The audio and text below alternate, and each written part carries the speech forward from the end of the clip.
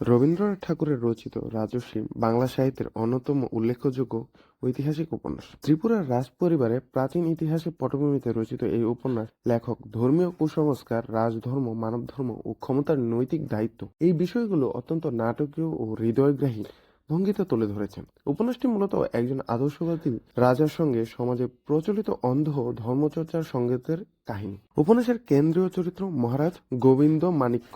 তিনি ন্যায়পরায়ণ, দয়ালু, প্রকৃত মানব চেতনায় বিশ্বাসী রাজা। কিন্তু রাজ্য প্রভাবশালী পুরোহিত রঘুপতি দেবীর উদ্দেশ্য নরবলির মতো নিষ্ঠুর প্রথা চালু রাখতে চান।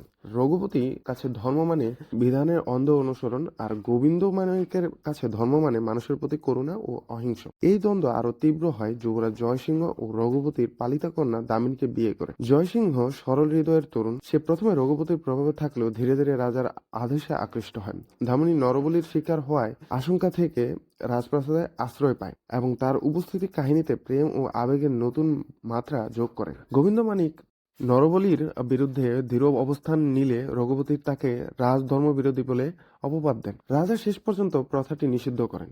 এই পুরোহিত শক্তি ক্ষুব্ধ হয়ে ওঠে, রাজের ভেতরে বিদ্রোহ পরিবেশ সৃষ্টি হয়। রবীন্দ্রনাথ এখানে দেখিয়েছেন ক্ষমতাবান শ্রেণী ধর্মকে কিভাবে স্বার্থ রক্ষার অস্ত্র বানায়। উপন্যাসের শেষ ভাগে জয়সিংহ ও রঘুপতির পক্ষ ত্যাগ করে মানব ধর্মের পক্ষে দাঁড়ায়। দামিনীও আত্মমর্যাদা রক্ষা করে নিজের সিদ্ধান্ত নিজে নিতে শেখে। রাজা গোবিন্দমাণিক্য রাজনৈতিকভাবে ক্ষতিগ্রস্ত হলেও নৈতিকভাবে তিনি একজন মহান রাজর্ষি, ঋষিতুল্য রাজা হয়ে ওঠেন। নামকরণের সার্থকতায় এখানে নেই।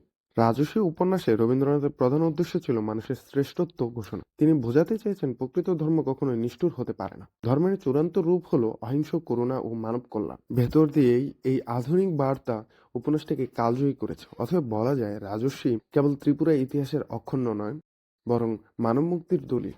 রাজা ও পুরোহিতের দ্বন্দ্বের মধ্যে রবীন্দ্রনাথের ন্যায়বোধ সম্পূর্ণ নেতৃত্ব, নারী নিরাপত্তা এবং কুসংস্কার মুক্ত সমাজের প্রয়োজনীয়তা তুলে ধরেছেন, যা আজও একইভাবে প্রাসঙ্গিক।